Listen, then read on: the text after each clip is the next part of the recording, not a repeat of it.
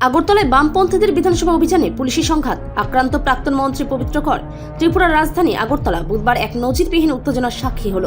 কৃষক, জুম চাষী এবং কৃষি শ্রমিকদের 12 দফা দাবির সমর্থনে আয়োজিত বামপন্থী দলগুলির বিধানসভার অভিযানকে কেন্দ্র করে রণক্ষেত্রের চেহারা নেয় শহর।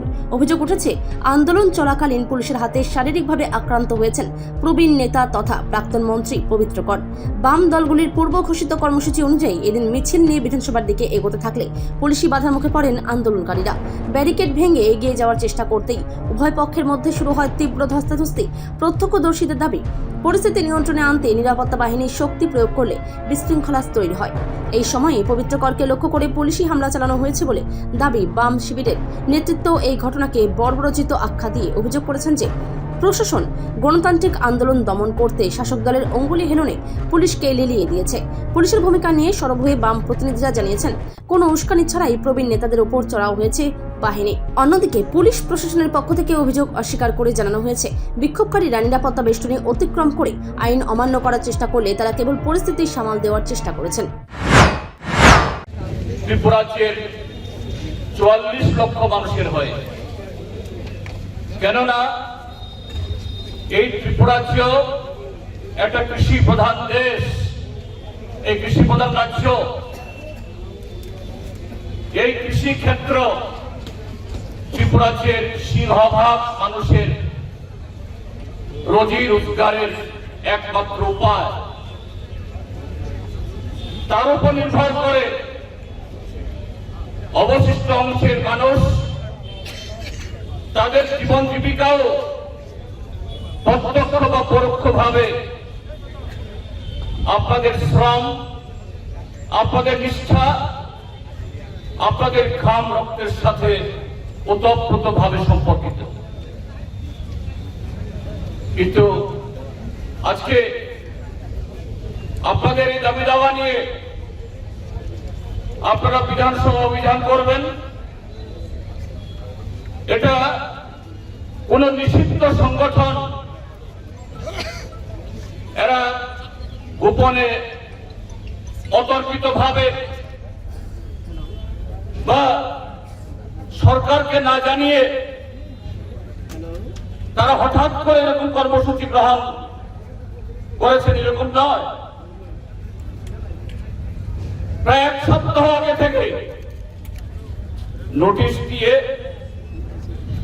সাংবাদিক সম্মেলন করে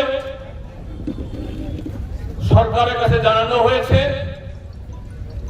এখন বিধানসভা চলছে, বাজেট অধিবেশন অনুষ্ঠিত হচ্ছে,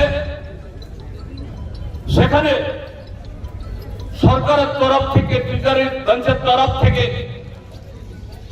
নানা ধরনের প্রতিশ্রুতির ফুল জোরে ছড়ানো হচ্ছে।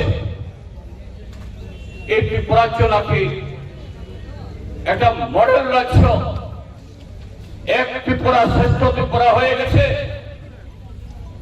কিন্তু ত্রিপুরাজ্যের মধ্যে এ রাজ্যের সংখ্যাগরিষ্ঠ মানুষ যার উপর নির্ভরশীল এই কৃষি ক্ষেত্রের উপরে, তাদের যে দৈনন্দিন অবস্থা, তাদের সে বক্তব্যের মধ্যে, তাদের আলোচনার মধ্যে, তাদের অনুভূতির মধ্যে তার কোন প্রতিফলন সেখানে নেই।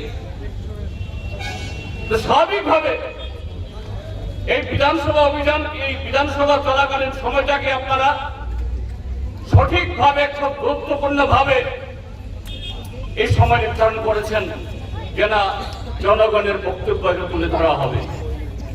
কিন্তু আপনাদের সাথে আজকে যে ব্যবহার হলো,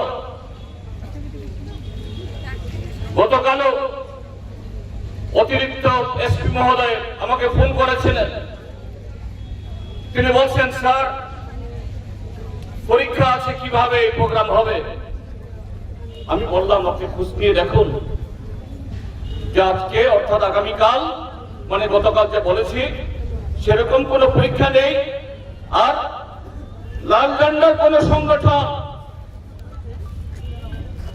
প্রশাসনকে, সরকারকে, জনগণকে, ছাত্র ছাত্রী বা যে কোনো অংশের মানুষকে এদের অসুবিধায় ফেলে তারা কখনো সেই প্রোগ্রাম করে না।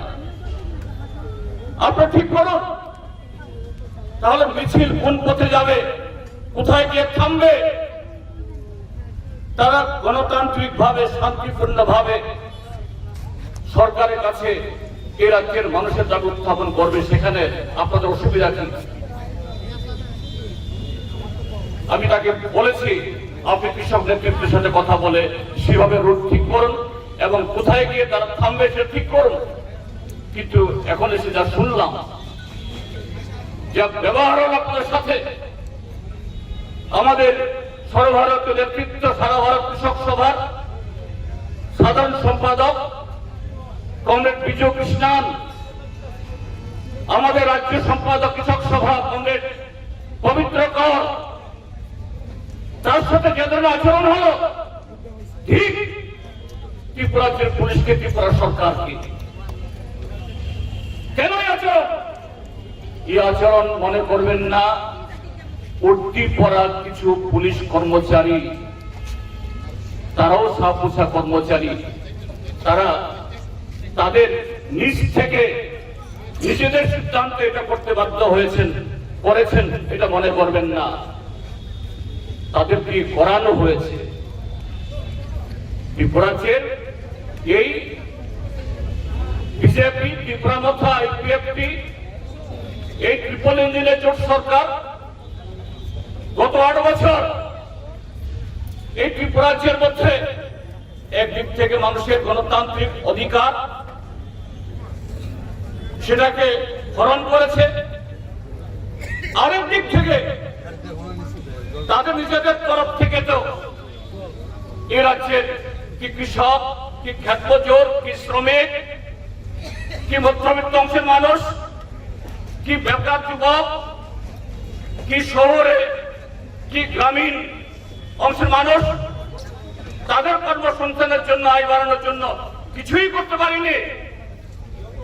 তারা প্রতিটি ক্ষেত্রে এ রাজ্যের মানুষের মুখের গ্রাস কেড়ে নিয়েছে। রিপোর্ট সংবাদ প্রতীক্ষা।